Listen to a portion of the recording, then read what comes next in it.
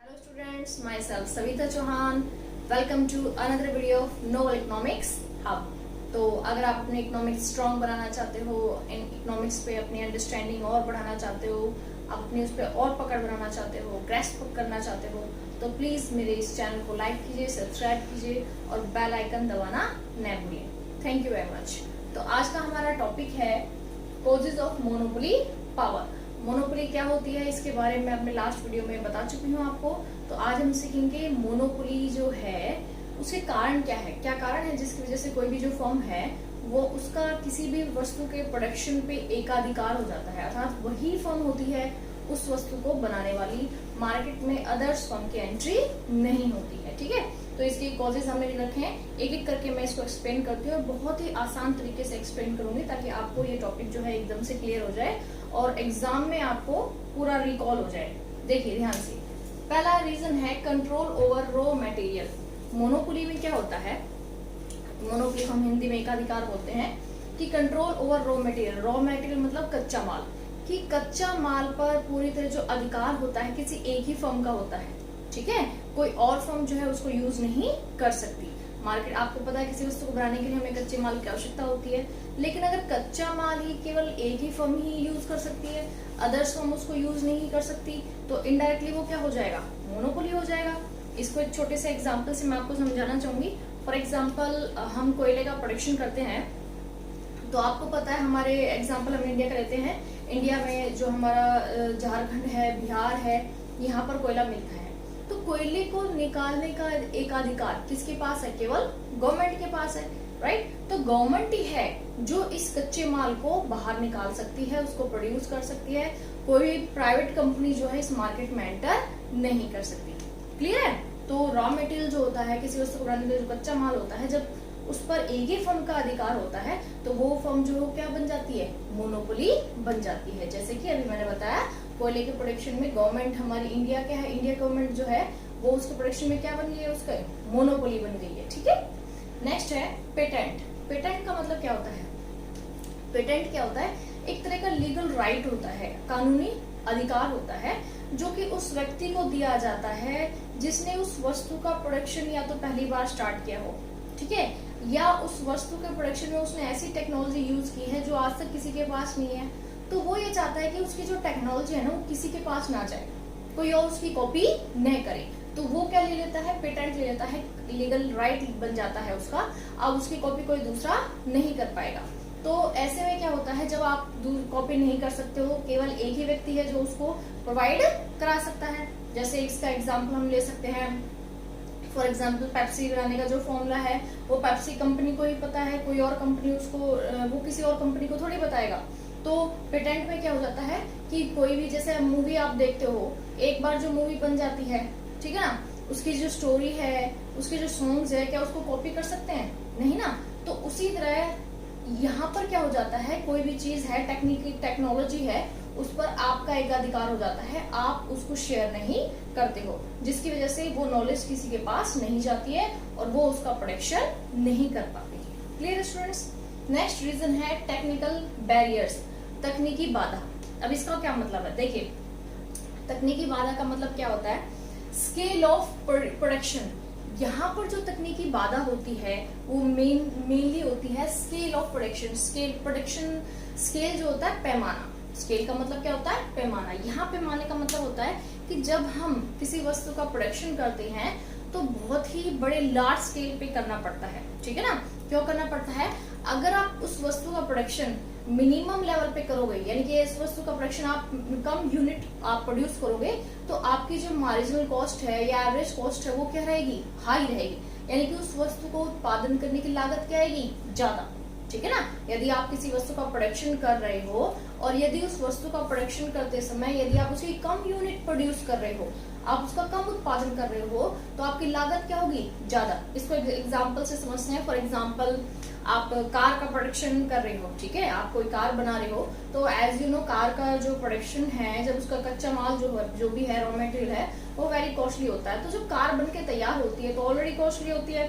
तो यदि आप इसकी मिनिमम यूनिट प्रोड्यूस करोगे, कम यूनिट प्रोड्यूस करोगे, तो उससे क्या होगा, उससे आपकी लागत ज्यादा आएगी। लेकिन जब आप उसकी ज्यादा यूनिट प्रोड्यूस करोगे, ठीक है ना, तो आपको जो चीजें हैं, कच्चे माल जो है, उन पर आपको जो है कॉस्ट क्या है, कम होती चली जाएगी। ठीक है, आप ज्यादा श्रमिक यूज करोगे तो सस्ते श्रमिक भी मिल जाएंगे आपको, तो उससे क्या होता है, आपकी कॉस्ट कम हो जाएगी। यानी कि जब आप लार्ज स्केल पे प्रोडक्शन करते हो तो आपकी मार्जिनल कॉस्ट और एवरेज कॉस्ट दोनों क्या है, कम हो जाएगी। तो लार्ज स्केल पर प्रोडक्शन करने के लिए फर्म कैसी होनी चाहिए, बड़ी होनी चाहिए। यानी कि कोई छोटी फर्म यदि मार्केट में एंटर करने की सोचती है तो वो एंटर नहीं कर पाती। क्यों? क्योंकि प्रोडक्शन कितना करना पड़ेगा, लार्ज स्केल पे, और कोई भी नई फर्म इतने बड़े लार्ज स्केल पे इतनी जल्दी से प्रोडक्शन नहीं कर सकती है। तो टेक्निकल बैरियर्स के कारण, यानी कि जो स्केल ऑफ प्रोडक्शन है कि लार्ज स्केल पर ही आपको प्रोडक्शन करना पड़ेगा, थोड़ा प्रोडक्शन आप नहीं कर सकते हैं, क्योंकि अगर थोड़ा प्रोडक्शन करेंगे तो आपकी कॉस्ट ज्यादा आएगी, ठीक है ना, और अगर आप ज्यादा प्रोडक्शन करोगे तो कॉस्ट क्या आएगी, कम आएगी। तो इस वजह से केवल बड़ी फर्म जो है वो ही यहाँ पर प्रोडक्शन कर सकती है और उसी की ही मोनोपोली बन जाती है, कोई दूसरी फर्म एंटर नहीं कर सकती। Clear students? नेक्स्ट देखिए, गवर्नमेंट पॉलिसी।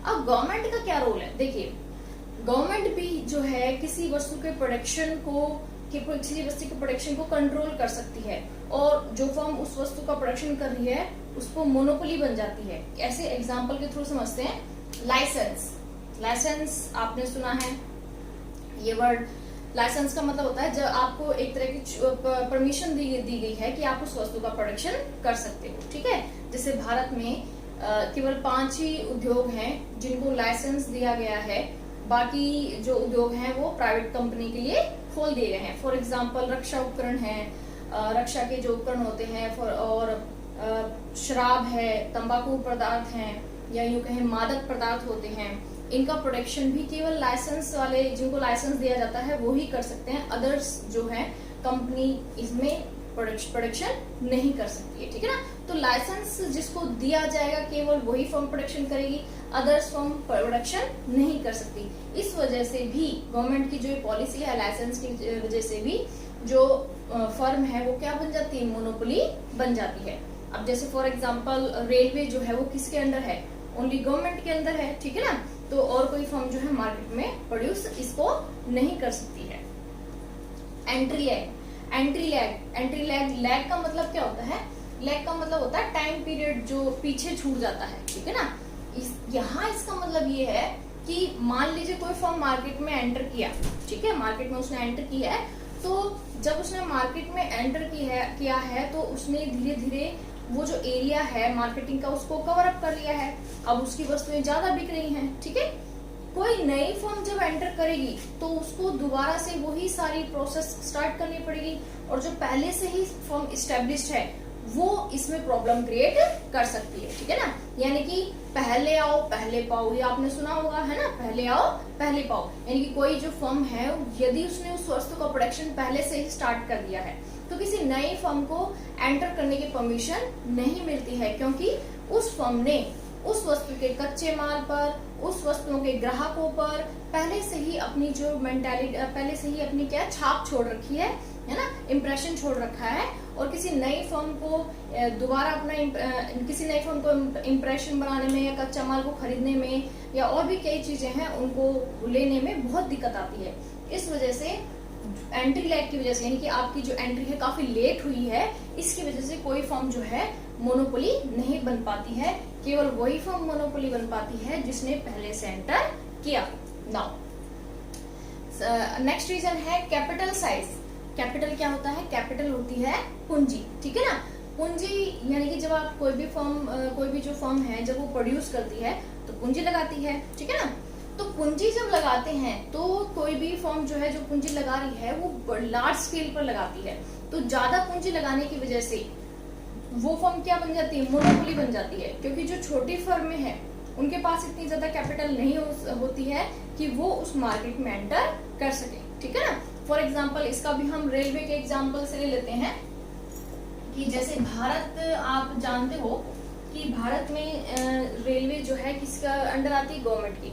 अब रेल, आपको पता है जो रेल का जो जाल है पूरे भारत में फैला हुआ है, तो कोई भी जो प्राइवेट कंपनी है इतने बड़े एरिया को वो कवर अप नहीं कर सकती है। ठीक है ना, तो जिसकी वजह से बहुत ज्यादा इसमें पूंजी लगानी पड़ सकती है और प्रॉफिट भी कम है। तो प्राइवेट कंपनी इतनी ज्यादा पूंजी नहीं लगा पाएगी, उसको तो खाली प्रॉफिट से मतलब है।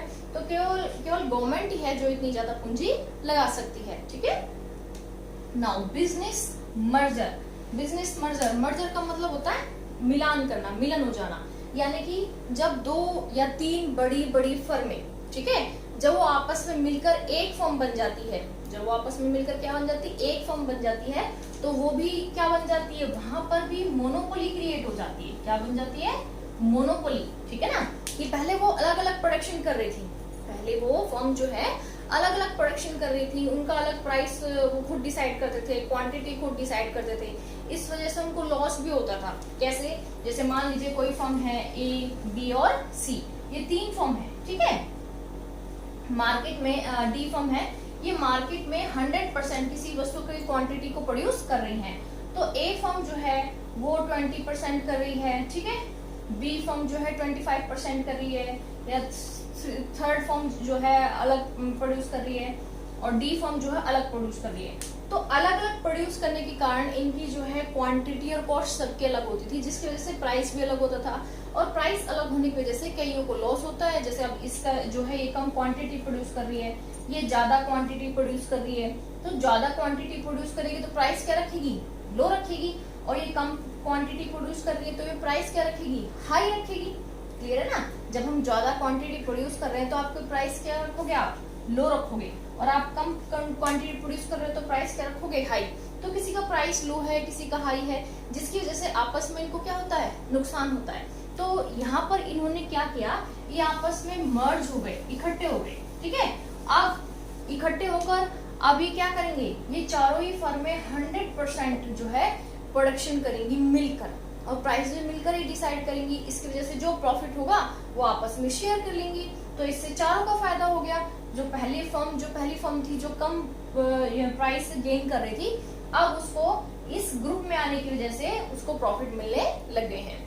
तो जब कोई भी पार्टनर्स होते हैं, कोई भी जो अलग अलग कंपनीज होती हैं, जब वो आपस में मिल जाती हैं तो ग्रुप जो है वो एक तरह की क्या बन जाती है, मोनोपोली बन जाती है उस वस्तु के प्रोडक्शन की। क्लियर स्टूडेंट, तो एक बार हम इसको रिवाइज करते हैं, आपको ये पूरा टॉपिक अपने माइंड में एकदम क्लियर हो जाएगा। देखिए, कंट्रोल और रॉ मटेरियल, जैसे मैंने बताया कच्चे माल पर किसी एक ही फर्म का अधिकार है, तो फर्म क्या बन जाती है, उसकी मोनोपोली बन जाती है। ठीक है, पेटेंट मैंने बताया था लीगल राइट, कोई आपने टेक्नोलॉजी बनाई है और आप चाहते हो वो टेक्नोलॉजी कोई कॉपी ना करे, तो आप क्या लेते हो, पेटेंट लेते हो, ठीक है ना। तो आप ही हो केवल उस टेक्नोलॉजी को प्रोवाइड करने वाले, तो आपकी उसमें क्या बन जाती है, मोनोपोली बन जाती है। Technical barrier,